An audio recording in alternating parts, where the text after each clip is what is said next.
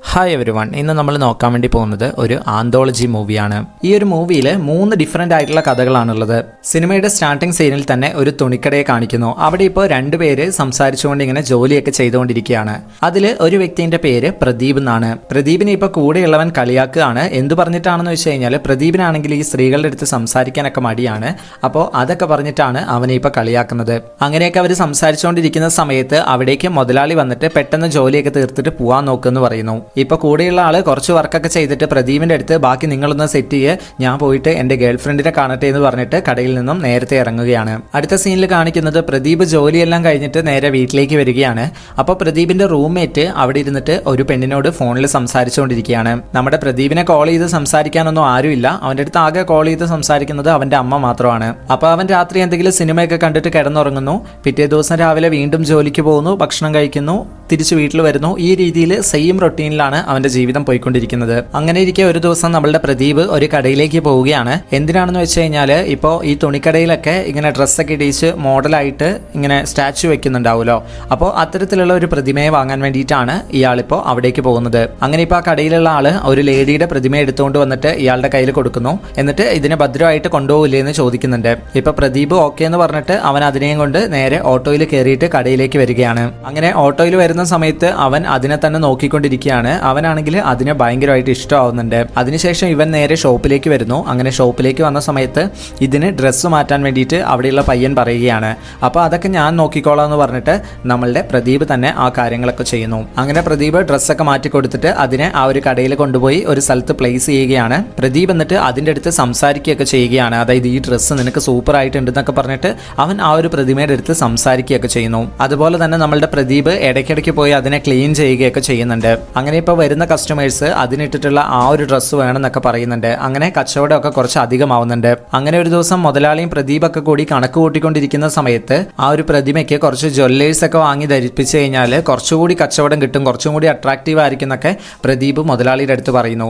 അപ്പോൾ മുതലാളിയും അവന് പൈസ കൊടുത്തിട്ട് ഓക്കെ അതൊക്കെ ചെയ്തോളൂ എന്ന് പറയുകയാണ്. അങ്ങനെ പ്രദീപ് ഇപ്പോൾ ആഭരണങ്ങളൊക്കെ മേടിച്ച് അതിനെ അണിയിച്ചു കൊടുക്കുകയാണ്. അങ്ങനെ അതിനെ നല്ല അട്രാക്റ്റീവായി വെക്കുന്നു. അതുകൊണ്ട് തന്നെ ഇപ്പോൾ ഒരുപാട് കച്ചവടമൊക്കെ നടക്കുന്നുണ്ട്.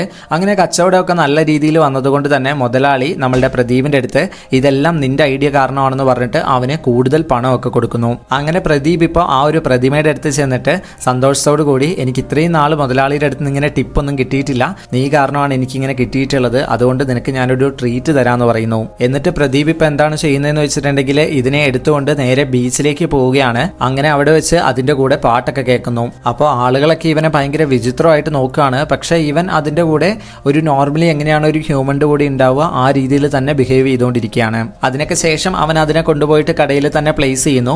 അപ്പോൾ അതിനെ പ്ലേസ് ചെയ്ത സമയത്ത് ഈ ബീച്ചിൽ പോയതുകൊണ്ട് തന്നെ കുറച്ച് മണലൊക്കെ ഉണ്ടായിരുന്നു. അപ്പോൾ ആ മണൽ ഇങ്ങനെ താഴെ കിടക്കുന്നുണ്ട്. പിറ്റേ ദിവസം കടയിലുള്ള ആ പയ്യൻ വന്നിട്ട് പ്രദീപിൻ്റെ അടുത്ത് ഇതെന്താണ് മണൽ എന്നൊക്കെ ചോദിക്കുമ്പോൾ എനിക്കൊന്നും അറിയില്ല എന്നൊക്കെയാണ് അവൻ പറയുന്നത്. അങ്ങനെ ആ ഒരു ദിവസം എല്ലാവരും കടയിൽ നിന്ന് പോയതിനു ശേഷം ഇയാള് ഈ ഒരു പ്രതിമേൻ്റെ ഒപ്പം ഡാൻസ് ഒക്കെ കളിക്കുകയാണ്. അപ്പോൾ പ്രദീപ് ഈ ചെയ്യുന്നതൊക്കെ നമ്മുടെ ഓണർ CCTVയിലൂടെ കാണുന്നുണ്ട്. ഓണർ അത് കണ്ടതിന് ശേഷം പിറ്റേ ദിവസം പ്രദീപിൻ്റെ അടുത്ത് ചോദിക്കുന്നുണ്ട്, നീ എന്തൊക്കെയാണ് ചെയ്തുകൊണ്ടിരിക്കുന്നത്, നിന്നെ കണ്ടു കഴിഞ്ഞാൽ നല്ല പയ്യനെ പോലെ ഉണ്ടല്ലോ, ഇങ്ങനെയൊക്കെ ചെയ്യുന്നത് മോശമല്ലേ എന്നൊക്കെ ചോദിക്കുന്നു. പ്രദീപ് ആണെങ്കിൽ സോറി സാർ, എന്നോട് ക്ഷമിക്കണം, ഞാൻ അറിയാതെ ചെയ്തതാണെന്നൊക്കെ പറയുന്നു. എന്നാൽ ഓണർ ആണെങ്കിൽ നിന്നെ ഞാൻ ജോലിയിൽ നിന്ന് പിരിച്ചുവിടാൻ പോവാണ്, നിനക്ക് ക്ഷമയൊന്നും ഇല്ല എന്നൊക്കെ പറയുന്നു. പക്ഷേ പ്രദീപ് ആണെങ്കിൽ കാല് പിടിക്കുന്നത് പോലെ മുതലാളിയുടെ അടുത്ത് ഇത് പോയി കഴിഞ്ഞാൽ എനിക്ക് വേറെ ജോലി ഇല്ല എന്നൊക്കെ പറഞ്ഞ് കെഞ്ചുന്നത് കൊണ്ട് മുതലാളി തൽക്കാലത്തേക്ക് ക്ഷമിച്ചു വിടുകയാണ്. അങ്ങനെ അതിനുശേഷം മുതലാളി ആ കടയിലുള്ള മറ്റേ പയ്യൻ്റെ അടുത്ത് അതിന് ഡ്രസ്സ് ചേഞ്ച് ചെയ്തിട്ട് വരാൻ വേണ്ടി പറയുന്നു. അങ്ങനെ ഇപ്പോൾ ഡ്രസ്സ് ചേഞ്ച് ചെയ്യാൻ വേണ്ടിയിട്ട് അവൻ ആ പ്രതിമയെ എടുത്തുകൊണ്ട് പോകുന്ന സമയത്ത് നമ്മുടെ പ്രദീപ് അവൻ്റെ അടുത്ത് നീ അത് ചെയ്യരുത്, ഞാൻ ചെയ്യാമെന്ന് പറയുന്നുണ്ട്. പക്ഷേ അവൻ അതൊന്നും കേൾക്കാതെ അവൻ പോയിട്ട് ഡ്രസ്സ് ചേഞ്ച് ചെയ്ത് കൊണ്ടുവരുന്നു. അങ്ങനെ കൊണ്ടുവന്ന സമയത്ത് നമ്മളുടെ പ്രദീപിന് അവൻ്റെ അടുത്ത് ഭയങ്കര ദേഷ്യമാവുകയാണ്. അപ്പോൾ അവൻ പറയുന്നുണ്ട് ഇതിനൊരു കുഴപ്പമില്ല, പിന്നെ നിങ്ങൾക്കാണോ പ്രശ്നം എന്ന് ചുമ്മാ ഇവനെ കളിയാക്കുന്ന രീതിയിൽ ചോദിക്കുന്നു. അത് കേട്ടപ്പോഴേക്കും പ്രദീപിന് ഭയങ്കരമായിട്ട് ദേഷ്യം വന്നിട്ട് അവൻ നമ്മളുടെ ആ ഒരു പയ്യനെ പിടിച്ച് അടിക്കുകയാണ്. അപ്പോൾ ഇത് കണ്ടിട്ട് മുതലാളിക്ക് ഭയങ്കര ദേഷ്യം വന്നു. മുതലാളി അവൻ്റെ അടുത്ത് ഭയങ്കരമായിട്ട് ദേഷ്യപ്പെടുന്നു. അതായത് വെറും ഒരു പ്രതിമയ്ക്ക് വേണ്ടിയിട്ട് കൂടെ നിൽക്കുന്നവനെ തല്ലുകയാണോ എന്നൊക്കെ പറഞ്ഞിട്ട് അവനെ ജോലിയിൽ നിന്ന് പുറത്തേക്ക് വിടുകയാണ്. അങ്ങനെ ഇപ്പോൾ പ്രദീപ് വളരെ വിഷമത്തിൽ അവിടെ നിന്ന് പോവുകയാണ്. എന്നിട്ട് അവൻ തൻ്റെ നാട്ടിലേക്ക് തിരിച്ചു പോകാമെന്ന് വിചാരിച്ച് അവൻ ബസ് കയറി അവൻ്റെ നാട്ടിലേക്ക് തിരിച്ചു പോകുന്നു. അങ്ങനെ ഇവൻ ബസ് ഇറങ്ങി നടന്നു വന്നുകൊണ്ടിരിക്കുന്ന സമയത്ത് പെട്ടെന്ന് ഒരു പെണ്ണ് അവനെ ഇട്ട് ഓടിക്കുകയാണ്. എന്തിനാണ് ഇങ്ങനെ ഓടിക്കുന്നത് എന്നുള്ളതും അവനെ ഫോളോ ചെയ്ത് വരുന്നതെന്നൊന്നും അവനറിയില്ല. അങ്ങനെ ഇവനിപ്പോൾ ഓടിച്ചെന്ന് നേരെ വീട്ടിലേക്ക് കയറുകയാണ്. അങ്ങനെ വീട്ടിലേക്ക് ചെല്ലുന്ന സമയത്ത് ഇവളും പുറകെ വരുന്നു. അപ്പോൾ അവൻ്റെ അമ്മ അവൻ അവനെ കണ്ടിട്ട് അവൻ്റെ അടുത്ത് ചോദിക്കുന്നു, നിനക്ക് ഇവളെ ഓർമ്മയില്ലേ, നിങ്ങൾ രണ്ടുപേരും കൂടിയായിരുന്നു ചെറുപ്പത്തിൽ കളിച്ചു വളർന്നത് എന്നൊക്കെ പറയുന്നു. അപ്പോഴാണ് പ്രദീപിന് അവളെ ഓർമ്മ കിട്ടുന്നത്. അതിനുശേഷം രാത്രി പ്രദീപ് ഭക്ഷണം കഴിച്ചുകൊണ്ടിരിക്കുന്ന സമയത്ത് അമ്മ അവൻ്റെ അടുത്ത് ചോദിക്കുന്നു, ആ പെണ്ണിൻ്റെ വീട്ടിൽ അവർക്ക് ചെക്കനെ നോക്കുന്നുണ്ട്, അപ്പോൾ അവർക്ക് നിന്നെ താല്പര്യമുണ്ട്, ഞാനൊന്ന് സംസാരിക്കട്ടെ എന്ന് ചോദിക്കുന്നു. അപ്പോൾ അവനും ഒന്ന് ആലോചിച്ചിട്ട് ഓക്കെ പറയുകയാണ്. അതിനുശേഷം ഇവർ വീട്ടിൽ പോയിട്ട് പെണ്ണ് കാണുന്നു, സംസാരിക്കുകയും കാര്യങ്ങളൊക്കെ ചെയ്യുന്നു. അങ്ങനെ വീട്ടുകാരെല്ലാവരും ഈ ഒരു ബന്ധം അക്സെപ്റ്റ് ചെയ്യുകയാണ്. അപ്പോൾ പെണ്ണും ചെക്കനും ഒറ്റയ്ക്ക് സംസാരിക്കുന്ന സമയത്ത് അവൻ അവളുടെ അടുത്ത് പറയുന്നുണ്ട് ഇന്ന കാരണം കൊണ്ടാണ് ജോലി പോയതെന്ന്. പക്ഷേ അവൾക്ക് അതൊന്നും പ്രശ്നമായിരുന്നില്ല. അതിനുശേഷം ഇവർ പലതവണകളായിട്ട് തമ്മിൽ കാണുന്നുണ്ടായിരുന്നു. ആ സമയത്ത് അവൻ അവളുടെ അടുത്ത് ആ ഒരു പ്രതിമയായിട്ടുണ്ടായിരുന്ന അവൻ്റെ കാര്യങ്ങളൊക്കെ അവൻ അവളുടെ അടുത്ത് പറയുന്നു. അതായത് ഞാൻ അതിനെക്കൊണ്ട് ബീച്ചിൽ പോയിട്ടുണ്ട്, അതിൻ്റെ അടുത്ത് സംസാരിക്കുമായിരുന്നു എന്നൊക്കെ അവൻ പറയുന്നുണ്ട്. അപ്പോൾ ഇതൊക്കെ കേട്ട സമയത്ത് അവൾക്കും അത് അക്സെപ്റ്റ് ചെയ്യാൻ വലിയ ബുദ്ധിമുട്ടൊന്നും ഉണ്ടായിരുന്നില്ല. അവൾ പറഞ്ഞു അതൊന്നും കുഴപ്പമില്ല, ഞാനൊരു സമയത്ത് ഞാനൊരു ഫോട്ടോയിനെ ഇതുപോലെ പ്രണയിച്ചിട്ടുണ്ട്.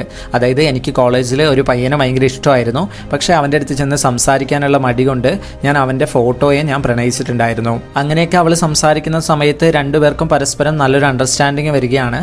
അതിനുശേഷം നൈറ്റ് ഇപ്പോൾ ഒരു സ്ഥലത്തിരുന്ന് അവർ സംസാരിക്കുന്ന സമയത്ത് അവന് കിസ്സൊക്കെ കൊടുക്കുന്നു. അങ്ങനെ അടുത്ത ദിവസം പ്രദീപ് മുതലാളിയെ വിളിച്ചിട്ട് മുതലാളിയുടെ അടുത്ത് ഞാൻ ഇനി അങ്ങനെയൊന്നും ചെയ്യില്ല, എന്നെ തിരിച്ച് ജോലിക്ക് എടുക്കുമെന്ന് പറയുന്നു. അപ്പോൾ ഓണറും അവൻ്റെ അടുത്ത് ശരി ഓക്കെ വരൂ എന്ന് പറയുകയാണ്. അങ്ങനെ അടുത്ത ദിവസം അവൻ തിരിച്ച് അവിടേക്ക് ചെല്ലുന്നു. അപ്പോൾ പ്രദീപിൻ്റെ അടുത്ത് ഇനി ഇങ്ങനെയൊന്നും ഉണ്ടാവരുതെന്നൊക്കെ പറഞ്ഞിട്ടാണ്, അത്തരത്തിൽ വാർണിംഗ് കൊടുത്തിട്ടാണ് അവനെ ജോലിക്ക് എടുക്കുന്നത്. അങ്ങനെ ഇപ്പോൾ അവൻ കടയിൽ കയറുന്ന സമയത്താണ് ആ ഒരു പ്രതിമയെ മാറ്റിയിട്ട് ഇപ്പോൾ മറ്റൊരു പ്രതിമേനെയാണ് അവിടെ വെച്ചിട്ടുള്ളത്. അവനപ്പോൾ അവൻ്റെ കൂടെ വർക്ക് ചെയ്യുന്ന ആ ഒരു പയ്യൻ്റെ അടുത്ത് ആ പ്രതിമേനെ എന്താക്കിയെന്ന് ചോദിക്കുമ്പോൾ അതിനെ തിരിച്ച് അവിടേക്ക് തന്നെ കൊണ്ടു കൊടുത്തു എന്ന് പറയുന്നു. അവൻ അങ്ങനെ തിരിച്ച് ആ ഒരു പ്രതിമേനെ കിട്ടാൻ വേണ്ടിയിട്ട് അവിടേക്ക് ചെല്ലുകയാണ്. അവിടേക്ക് ചെല്ലുന്ന സമയത്ത് ആ കടയിൽ നിന്നും അത് ഏതോ ഒരു സിനിമ കമ്പനിക്ക് കൊടുത്തു എന്ന് പറയുന്നു. അങ്ങനെ അവൻ നേരെ അന്വേഷിച്ച് അവിടേക്ക് ചെല്ലുകയാണ്. അങ്ങനെ അവനിപ്പോൾ അവിടെ ചെന്നിട്ട് ആ ഒരു പ്രതിമയെ കാണുന്നു. എന്നിട്ട് അവൻ അതിൻ്റെ അടുത്ത് സംസാരിക്കാൻ വേണ്ടി തുടങ്ങുകയാണ്. അവൻ പറയുന്നു, നിങ്ങളെ കാണാൻ പറ്റുമോ ഇല്ലയോ എന്ന് എനിക്ക് അറിയില്ലായിരുന്നു, പക്ഷേ ഒരു വിധത്തിൽ ഞാൻ നിങ്ങളുടെ അടുത്ത് എത്തി, എനിക്ക് കല്യാണമൊക്കെ ആയി, ആ കാര്യം പറയാൻ വേണ്ടിയിട്ടാണ് ഞാൻ നിങ്ങളുടെ അടുത്തേക്ക് വന്നത്. ഞാൻ നിങ്ങളുടെ അടുത്ത് സംസാരിക്കുന്നത് ഒരുപാട് പേര് ഭ്രാന്തായിട്ട് കാണുന്നുണ്ട്, പക്ഷേ ശരിക്കും സ്വന്തം നാട്ടിൽ നിന്നും സ്വന്തക്കാരെ എല്ലാം വിട്ടിട്ട് ഇവിടെ മുംബൈ സിറ്റിയിൽ വരുന്ന ഒരു വ്യക്തിയെ സംബന്ധിച്ച് ഇവിടെ ജോലി കിട്ടും, പക്ഷേ മനസ്സ് തുറന്ന് സംസാരിക്കാൻ ഒരു വ്യക്തിയെ കിട്ടില്ല. സോ അങ്ങനെയുള്ള എനിക്ക് നിങ്ങളിൽ സംസാരിക്കാൻ കിട്ടിയത് വലിയൊരു അനുഗ്രഹമാണ്, അതുകൊണ്ട് തന്നെ അതിൽ യാതൊരു തെറ്റുമില്ല എന്നാണ് ഞാൻ മനസ്സിലാക്കുന്നതെന്ന് അവൻ പറഞ്ഞുകൊണ്ട് സന്തോഷത്തോടു കൂടി അവൻ അവിടെ നിന്ന് ഇറങ്ങിപ്പോരുന്നു. ഇതോടുകൂടി ഫസ്റ്റത്തെ കഥ അവസാനിക്കുകയാണ്. ഇപ്പോൾ അടുത്ത സ്റ്റോറിയിലേക്ക് നമുക്ക് കിടക്കാം. ഇപ്പോൾ ഒരു തിയേറ്റർ കാണിക്കുന്നു. അവിടെ ടിക്കറ്റ് വിൽക്കുന്ന സ്ഥലത്ത് ഒരു പയ്യനുണ്ട്. ഇവനാണ് ഈ ഒരു കഥയിലെ ഹീറോ. ഇപ്പൊ എല്ലാവരും സിനിമയൊക്കെ കഴിഞ്ഞിട്ട് തിരിച്ച് വീട്ടിലേക്ക് വരുന്നതായിട്ട് കാണിക്കുന്നു. അങ്ങനെ ഇപ്പൊ നമുക്ക് കാണിക്കുന്ന ഇവളാണ് ഈ ഒരു കഥയിലെ ഹീറോയിൻ. നമ്മളുടെ ഹീറോയ്ക്കാണെങ്കിൽ അച്ഛനും അമ്മയും ആരും ഇല്ല, ഒരു പ്രായമായിട്ടുള്ള വ്യക്തി അവനെ എടുത്തു വളർത്തിയതാണ്. അതുകൊണ്ട് തന്നെ അയാൾക്ക് വയ്യാതായപ്പോൾ ഇപ്പോൾ അവനാണ് എല്ലാ കാര്യങ്ങൾക്കും ഹെൽപ്പ് ചെയ്യുന്നത്. ഇപ്പോൾ നമ്മളുടെ ഹീറോയിനെ കാണിക്കുന്നു. അവളെയാണെങ്കിൽ വീട്ടിൽ എല്ലാവരും ഭയങ്കരമായിട്ട് ടോർച്ചർ ചെയ്തുകൊണ്ടിരിക്കുകയാണ്. അപ്പൊ നമ്മളുടെ ഹീറോയിൻ ആണെങ്കിൽ ആകെയുള്ള ഒരു സന്തോഷം എന്ന് പറയുന്നത് സിനിമ കാണുന്നതാണ്. അതുകൊണ്ട് തന്നെ അവള് ഇടയ്ക്കിടയ്ക്ക് സിനിമ കാണാൻ വേണ്ടി വരും. അപ്പോൾ ഈ സിനിമ കാണാൻ വേണ്ടി വരുന്ന സമയത്ത് നമ്മളുടെ ഹീറോയെ കണ്ടിട്ട് അവൾക്ക് അവനെ ഭയങ്കര ഇഷ്ടമാവുകയാണ്. അങ്ങനെ ഇപ്പോൾ നമ്മളുടെ ഹീറോയിൻ സിനിമയൊക്കെ കണ്ട് പുറത്തേക്ക് ഇറങ്ങിയിട്ട് നമ്മളുടെ ഹീറോയുടെ അടുത്ത് വന്നിട്ട് എൻ്റെ ബാഗ് ഞാൻ അകത്ത് മറന്നു വെച്ചു, ഒന്ന് എടുത്തു തരുമോ എന്ന് ചോദിക്കുന്നു. അപ്പോൾ അവൻ അവളുടെ അടുത്ത് ടിക്കറ്റ് മേടിച്ചിട്ട് സീറ്റ് നമ്പർ ഏതാണെന്നൊക്കെ നോക്കിയിട്ട് അവൻ അവിടേക്ക് ചെല്ലുന്നുണ്ട്. ചെന്നിട്ട് അവൻ ആ ബാഗ് എടുത്തിട്ട് അതിൻ്റെ ഉള്ളിൽ നിന്നും എന്തോ അവൻ എടുക്കുന്നുണ്ട്. എന്താണെന്നുള്ളത് നമുക്ക് കാണിക്കുന്നില്ല. എന്നിട്ട് അവനിപ്പോൾ ബാഗ് എടുത്തുകൊണ്ട് വന്നിട്ട് അവൾക്ക് കൊടുത്തിട്ട് ഇതിലെല്ലാം ഇല്ലേന്ന് ചെക്ക് ചെയ്തോളൂ എന്ന് പറയുന്നു. അവളും ചെക്ക് ചെയ്തിട്ട് ഓക്കെ ആണെന്ന് പറഞ്ഞ് വീട്ടിലേക്ക് ചെല്ലുന്നു. അങ്ങനെ അവൾ വീട്ടിൽ ചെന്നിട്ട് ബാഗ് എടുത്ത് നോക്കുന്ന സമയത്താണ് അതിൽ അവളുടെ പൊട്ടുണ്ടായിരുന്നു. ആ പൊട്ടിൽ നിന്നും ഒരു പൊട്ട് കുറവുണ്ടായിരുന്നു. അപ്പോൾ നമ്മളുടെ ഹീറോ ആണ് ആ പൊട്ട് എടുത്തിട്ടുള്ളതെന്ന് അവൾക്കും മനസ്സിലായി. അങ്ങനെ ഇപ്പോൾ അതിൻ്റെ അടുത്ത ദിവസങ്ങളിൽ ഇവൾ സിനിമയൊക്കെ കാണാൻ വരുന്ന സമയത്ത് നമ്മളുടെ ഹീറോ അവളെ നോക്കുന്നു, അവൾ തിരിച്ചു നോക്കുന്നു. അങ്ങനെ അവർ തമ്മിൽ ആ ഒരു ഐ കോണ്ടാക്ട് കാര്യങ്ങളൊക്കെ വരികയാണ്. നമ്മളുടെ ഹീറോയ്ക്കാണെങ്കിൽ അവളെ എപ്പോൾ കണ്ടാലും സിനിമയിലെ ഹീറോയിനൊക്കെ പോലെയാണ് അവൻ്റെ ഉള്ളിൽ തോന്നുന്നത്. അങ്ങനെ ഇരിക്കെ ഒരു ദിവസം അവളുടെ വീട്ടിൽ ഒരു ബന്ധു വരികയാണ്. ആ ബന്ധു വന്നിട്ട് അവളുടെ അടുത്ത് കുറച്ച് മോശമായിട്ടൊക്കെ ബിഹേവ് ചെയ്യുന്നുണ്ട്. അപ്പോൾ അതൊക്കെ അവളുടെ അമ്മ കാണുന്നുണ്ടെങ്കിലും അവർ പ്രതികരിക്കുന്നൊന്നുമില്ല. ഇതേ സമയത്ത് നമ്മളുടെ ഹീറോയുടെ അടുത്താണെന്നുണ്ടെങ്കിൽ അവനെ എടുത്തു വളർത്തിയ ആ ഒരു വ്യക്തി ഉണ്ടല്ലോ, പുള്ളി ഇപ്പോൾ ഭയങ്കരമായിട്ട് മദ്യപിച്ച് അലമ്പാണ്. അപ്പോൾ ആ ഒരു കാര്യത്തെക്കുറിച്ച് അവൻ ചോദിച്ചിട്ട് എന്തിനാണ് ഇങ്ങനെ കുടിക്കുന്നതെന്നൊക്കെ ചോദിക്കുമ്പോൾ നീ എന്നെ അഡ്വൈസ് ചെയ്യാനൊന്നും നിൽക്കണ്ട, നിന്നെ ഞാൻ എടുത്തു വളർത്തിയതുകൊണ്ട് നീ എനിക്ക് വേണ്ടിയിട്ട് ഈ കാര്യങ്ങളൊക്കെ ചെയ്തു തരണം എന്നൊക്കെയാണ് അയാൾ പറയുന്നത്. അങ്ങനെ ഇപ്പോൾ അവൻ അതൊക്കെ കേട്ടിട്ട് കേട്ടിട്ട് ദേഷ്യം വന്നിട്ട് അവൻ നേരെ ജോലിക്ക് പോകുന്നു.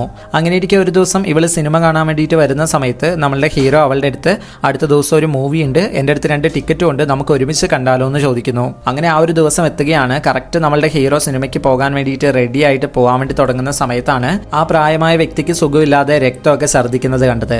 പിന്നെ ഹീറോ അയാളെ നേരെ കൂട്ടിയിട്ട് ഹോസ്പിറ്റലിലേക്ക് കൊണ്ടുപോയി. അവനാണെങ്കിൽ അവളുടെ കൂടെ സിനിമയ്ക്ക് പോകാൻ പറ്റിയില്ലല്ലോ എന്നൊക്കെ ഓർത്തിട്ട് ഭയങ്കര വിഷമമാവുന്നു. അങ്ങനെ അടുത്ത ദിവസം അവൻ അവളെ കാണുന്ന സമയത്ത് അവൻ അവളുടെ അടുത്ത് എനിക്ക് വരാൻ പറ്റിയില്ല എന്ന് പറയുമ്പോൾ അവൾ പറയുന്നു അവൾക്കും വരാൻ പറ്റിയില്ല എന്ന്. അപ്പോൾ നമുക്ക് അവളുടെ വീട്ടിൽ എന്താണ് നടന്നതെന്ന് കാണിക്കുന്നുണ്ട്. അതായത് അവളുടെ അമ്മ അവളെ തിയേറ്ററിലേക്ക് വിടാൻ സമ്മതിച്ചിട്ടുണ്ടായിരുന്നില്ല. അങ്ങനെ അതിനൊക്കെ ശേഷം ഒരു ദിവസം ഇവർ രണ്ടുപേരും ഒരുമിച്ച് തിയേറ്ററിലിരുന്ന് സിനിമ കാണുന്നു. ഇവർ പരസ്പരം പ്രണയിക്കാൻ തുടങ്ങുന്നു. അവിടെ വെച്ച് കെട്ടായി ഒരു ദിവസം ഇവള് വീട്ടിൽ നിന്നും ഇവളുടെ സാധനങ്ങളൊക്കെ എടുത്തിട്ട് ഇവള് രാത്രി ഇറങ്ങി പോവുകയാണ്. അതുപോലെ തന്നെ നമ്മളുടെ ഹീറോയും അവൻ്റെ സാധനങ്ങളൊക്കെ എടുത്തിട്ട് അവനും അവളുടെ കൂടെ പോരുന്നു. അങ്ങനെ ഇവർ രണ്ടുപേരും ഇപ്പോൾ അവിടെ നിന്ന് മാറിയിട്ട് ഒരു ഹോട്ടലിൽ ഇരുന്ന് ഭക്ഷണം കഴിച്ചുകൊണ്ട് സംസാരിക്കുന്നു. അപ്പോൾ അവൾ അവൻ്റെ അടുത്ത് നീ ഇവിടെ നിന്ന് പോയി കഴിഞ്ഞാൽ നിനക്ക് ജോലി കിട്ടുമോ എന്നൊക്കെ ചോദിക്കുന്നുണ്ട്. അതുപോലെ തന്നെ അവൻ അവളുടെ അടുത്തും എന്താണ് നിൻ്റെ പ്ലാന്, അതായത് എന്ത് ജോലി ചെയ്യാനാണ് പ്ലാൻ എന്നുള്ള കാര്യങ്ങളൊക്കെ ചോദിക്കുന്നു. അപ്പോൾ അവൾ ഞാൻ എന്തെങ്കിലും വീട്ടുജോലി ചെയ്തിട്ട് പഠിക്കണം എന്നാണ് ഞാൻ ആഗ്രഹിക്കുന്നതെന്നൊക്കെ അവൻ്റെ അടുത്ത് പറയുന്നുണ്ട്. അങ്ങനെ ഇപ്പോൾ ഹോട്ടലിൽ നിന്ന് ഇറങ്ങിയിട്ട് നമ്മളുടെ ഹീറോ പോയിട്ട് ബസ് ടിക്കറ്റ് എടുക്കുകയാണ്. അതിനുശേഷം ഇവർ ബസ്സിൽ കയറുന്നു. അപ്പോൾ നമ്മളുടെ ഹീറോയിൻ ബസ്സിൽ കയറി ഇരിക്കുകയാണ്. ആ ഒരു സമയത്താണ് നമുക്ക് കാണിക്കുന്നത് നമ്മളുടെ ഹീറോ കയറുന്നത് വേറൊരു ബസ്സിലാണ്. അങ്ങനെ ഇപ്പോൾ രണ്ടുപേരും 2 ബസ്സിൽ കയറി 2 സ്ഥലത്തേക്കാണ് പോകുന്നത്. ഇതിൽ എന്താണ് സംഭവം എന്ന് വെച്ചിട്ടുണ്ടെങ്കിൽ ഇവർ രണ്ടുപേരും പരസ്പരം തീരുമാനിച്ചു എന്താണെന്ന് വെച്ച് കഴിഞ്ഞാൽ ഇവരുടെ ഈ ഒരു ഫാമിലി പ്രഷറിൽ നിന്നും ഒന്ന് മാറി നിൽക്കുക, അതുപോലെ തന്നെ ഇവരുടേതായിട്ടുള്ള കരിയർ ബിൽഡ് ചെയ്യുക, അല്ലെങ്കിൽ ഏറ്റവും ബേസ് ആയിട്ടുള്ള കുറേ കാര്യങ്ങൾ സെറ്റ് ചെയ്തെടുക്കുക എന്നുള്ളതാണ്. അപ്പോൾ അതിനൊക്കെ ശേഷം ഇവരുടെ മാരേജോ ലവ് റിലേഷൻഷിപ്പോ ഒക്കെ കണ്ടിന്യൂ ചെയ്യാം എന്നുള്ളൊരു തീരുമാനത്തിലാണ് ഇവരിപ്പോൾ വന്നിട്ടുള്ളത്. അങ്ങനെ ഇപ്പോൾ നമ്മളുടെ ഹീറോയിൻ അവന് കൊടുത്തിട്ടുള്ള കർച്ചീഫ് വെച്ച് അവൻ മുഖം തുടയ്ക്കുന്നതോടെ കാണിച്ച് ഈ ഒരു കഥ അവസാനിക്കുകയാണ്. അടുത്ത കഥയുടെ സ്റ്റാർട്ടിങ്ങിൽ തന്നെ വൈഫിന് ഹസ്ബൻഡ് ഒരു സർപ്രൈസ് ഉണ്ടെന്ന് പറഞ്ഞിട്ട് ഒരു നെക്ലേസ് ഗിഫ്റ്റ് ചെയ്യുന്നു. അപ്പോൾ ആ നെക്ലേസ് ചെറുതായിട്ടൊന്ന് പൊട്ടിയിട്ടുണ്ടായിരുന്നു. അപ്പോൾ അവർ ഫോൺ എടുത്തിട്ട് ആ ഒരു ഷോപ്പിലേക്ക് വിളിക്കുകയാണ്.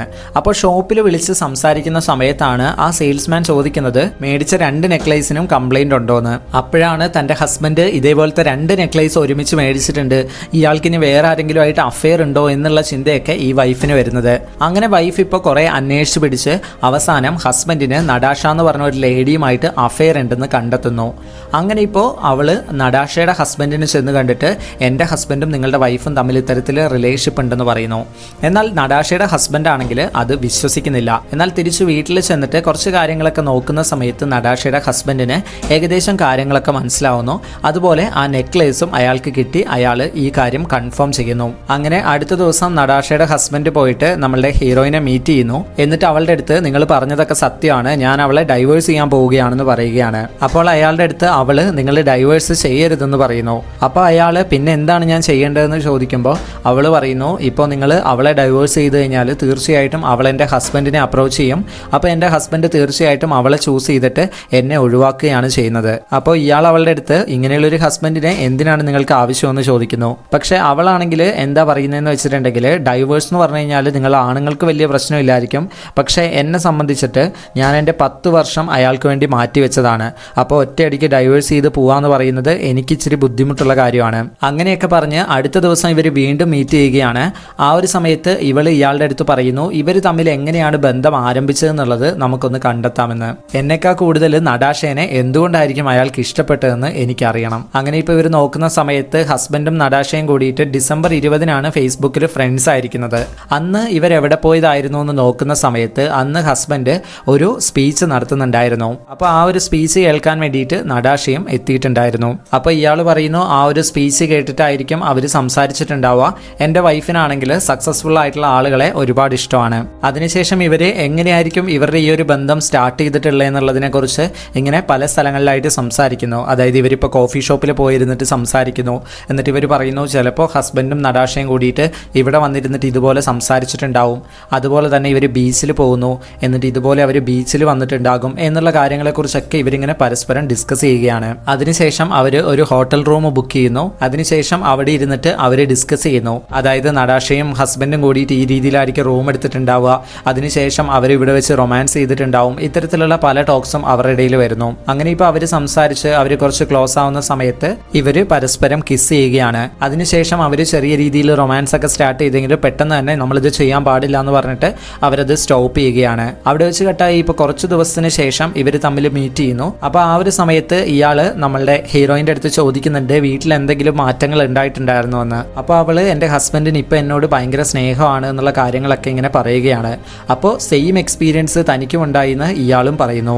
അതായത് നടാഷ ഒരു ദിവസം തൻ്റെ അടുത്ത് അവള് ചീറ്റ് ചെയ്യുകയായിരുന്നു എന്നൊക്കെ പറഞ്ഞിട്ട് സോറിയൊക്കെ പറഞ്ഞു. അങ്ങനെ ഇപ്പോൾ ഇവർ രണ്ടുപേരും എങ്ങനെയായിരിക്കും പിരിഞ്ഞിട്ടുണ്ടാവുക എന്നതിനെ കുറിച്ചൊക്കെ ഇവർ തമ്മിൽ ഡിസ്കസ് ചെയ്യുന്നു. അതിനുശേഷം അവളിപ്പോൾ ഇയാളുടെ അടുത്ത് പറയുന്നു ഇനി എന്തായാലും ഞാൻ എൻ്റെ ഹസ്ബൻഡിൻ്റെ കൂടെ ഇരിക്കുന്നില്ല, കാരണം എനിക്കൊരു സെക്കൻഡ് ചോയ്സ് ആയിട്ട് ഇരിക്കാനുള്ള താല്പര്യമില്ല, അതുകൊണ്ട് തന്നെ ഞാൻ ഇനി സ്വയം ജോലി ചെയ്ത് ജീവിക്കാനൊക്കെ തീരുമാനിച്ചു എന്ന് അവൾ പറഞ്ഞുകൊണ്ട് വളരെ കോൺഫിഡൻ്റ് ആയിട്ട് അവൾ അവിടെ നിന്ന് പോകുന്നു. അതോടുകൂടി ഈ ഒരു മൂന്നാമത്തെ കഥയും അവസാനിക്കുകയാണ്. സോ ഫ്രണ്ട്സ്, ഈ ഒരു മൂവി നിങ്ങൾക്ക് ഇഷ്ടപ്പെട്ടിട്ടുണ്ടെന്ന് വിശ്വസിക്കുന്നു. ഇഷ്ടപ്പെട്ടിട്ടുണ്ടെങ്കിൽ ലൈക്ക് ചെയ്യാനും നിങ്ങളുടെ അഭിപ്രായങ്ങൾ കമൻറ്റ് ചെയ്യാനും ഈ ഒരു വീഡിയോ മാക്സിമം ഫ്രണ്ട്സിലോട്ട് ഷെയർ ചെയ്ത് കൊടുക്കാനും മറക്കരുത്.